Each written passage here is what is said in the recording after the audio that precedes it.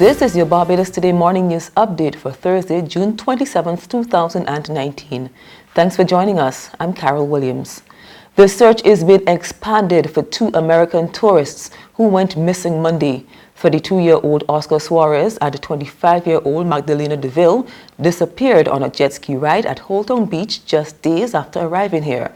Commanding officer in the regional security system, Major George Harris, says they're now working with other countries. We conduct our search based on local knowledge of the currents, because that has an impact. The drift, obviously the weather conditions prevailing, so if there's rain and so on. We've been fortunate, as Francis indicated, that the weather's been good, so it hasn't impacted in terms of our ability to look out at all times. But you're really at the mercy of the ocean and the currents. So whatever direction it takes you in, you can't direct the jet ski or yourself in a certain direction. So it really depends on the drift. I know there are programs out there within certain Coast Guard units or certain rescue coordination centers. So like the French island of Martinique has a rescue coordination center, and they have programs where they can give you a search box based on the time that the persons went missing, where they went missing from, the currents, wind, and so on. And it pretty accurately gives you an area to look for. So we will, going forward, as we continue the search, will depend on them to be able to work out the best possible areas in which to search, given the number of days that have transpired and so on. Yeah. British visitors Paul and Louis Bolton, who've been coming here since 1998, are staying at the same hotel as the missing couple did. We saw them just drinking at the bar a couple of times, keeping themselves to themselves. They were just over at the bar while we were on the beach. And this particular day, they were on the beach, a couple of umbrellas down from us, and really you don't take really much notice as you're going around about your day. But the Coast Guards arrived at about, I think, 5 o'clock, and at that point I think they'd been missing for a couple of hours. And up until then we didn't even know there was a situation going on. But we didn't see the jet skis rushing out looking for them or anything like that. No kind of urgent incident looked like there was happening at all. But yeah, that's really, we saw their stuff. The stuff was left on the bed. It's pretty surreal, really. They were there 1 minute and next minute this is how it is, and 2 days later they're still not here. A slap on the wrist. That's what the Barbados Chamber of Commerce and Industry is suggesting about penalties for non-compliance under the proposed Integrity in Public Life Bill will amount to. The concern is coming from Chamber President Tricia Tannis. I would wish to highlight in particular our call to review the penalties for non-compliance within the provisions of the Act, which we view as insignificant to deter the offending behaviour, particularly when juxtaposed to the financial penalties proposed in the Prevention of Corruption Act 2012. Certainly when one compares the financial penalties prescribed in the Integrity in Public Life Bill to those of other pieces of legislation, for example, the imminent implementation of the Control of Disposable Plastics Act 2019, where the financial penalties are more than double the maximum penalties prescribed by the Integrity in Public Life Bill for any maximum offence, it is clear that there are some relative priorities that need careful examination if the Integrity Bill is to have the intended effect, as the wrong message could very well be sent as to the relative importance of this bill. In reacting to the concern, Attorney General and Minister of Legal Affairs Dale Marshall says the penalties will be substantial. And I can assure you that your input has been taken into account. Those of you who are concerned about the level of fines, those fines are going to be rightly in the hundreds of thousands of dollars to reflect the seriousness with which we see absence of integrity in public life.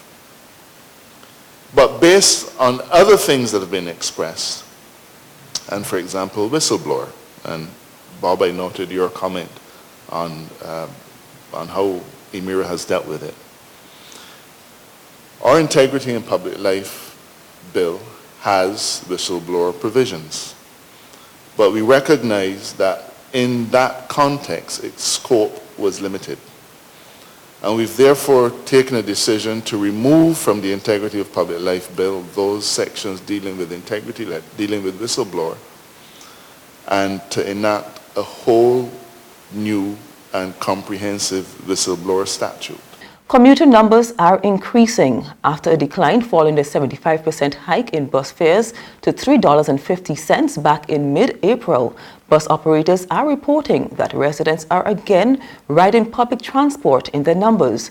But President of the Alliance Owners of Public Transport, Roy Raphael, says it's still not at the level prior to the bus fare increase. We have seen an increase of ridership based on what we have when it first started, because as you recognize, when it first started, people were looking at all other alternative routes or how they can not pay the $3.50.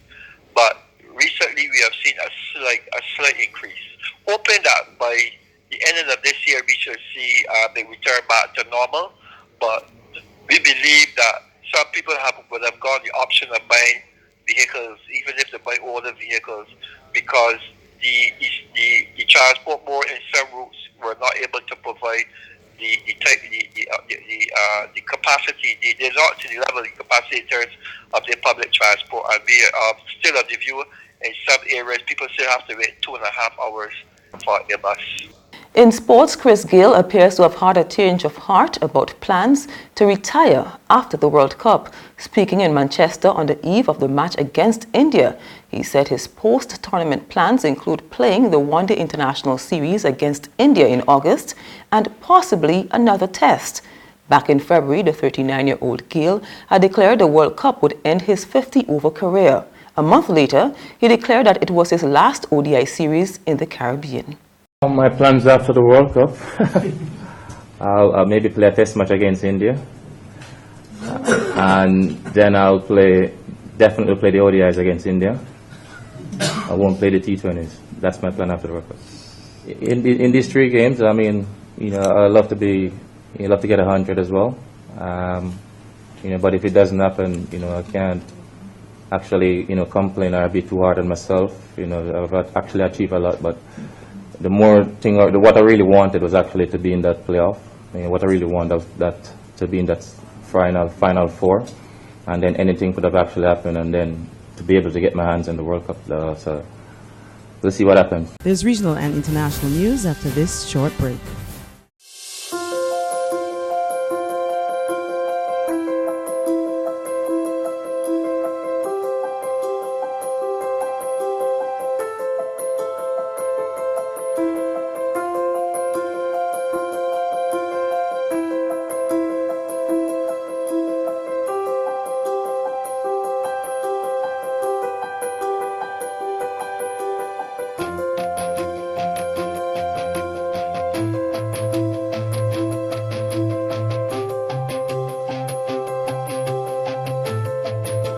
Barbados Today, news you can trust. We turn now to Venezuela, where the government says it has derailed yet another attempted coup. It's claiming the U.S., Colombia and Chile colluded in a military plot to assassinate President Nicolas Maduro. The communications minister says the plan involved active and retired army officers and was to have been executed this past Sunday and Monday. He suggests that government informers had infiltrated the alleged plotters during their planning meetings and that at least 6 of them had been detained. Internationally, researchers are reporting a dramatic decline in the number of insects, saying the numbers are dropping by a half every 25 years. They're blaming this on pesticides. The news comes as protesters gathered in London to demand government action on climate and the environment. We get the details from Al Jazeera. One of the problems for insects is that humans don't tend to notice if they're there or not. But if people don't start paying more attention, then the consequences could be catastrophic for all of us. In country after country in Europe and beyond, there is evidence of bees, butterflies, moths and other species disappearing. That knocks on to the survival of birds, reptiles and fish, which live off the insects. Up the food chain, it will inevitably affect humans. They pollinate 75% of the crops that humans grow. 87% of all plant species on the planet need pollinating. So if the insects were to disappear, then most plants would go. All flowers, more or less, would go. They get rid of cowpats and dead bodies and keep the soil healthy and do a whole bunch of stuff. So essentially, life on Earth as we know it would come to an end if we didn't have insects. This part of England is only 60 kilometres south of London, yet it looks like a refuge for wildlife. but declining numbers seem to be everywhere. And that's news, but for the very latest, visit our website at www.barbadostoday.bb. You can also subscribe to our e-paper, email updates, or like us on Facebook. And sign up for breaking news alerts via WhatsApp. We're also on Izumi Media in bus terminals, as well as screen play at supermarkets and gas stations near you. You can also hear us on Mix 96.9 FM and Capital Media HD 99.3 FM. I'm Carol Williams. Have a good day.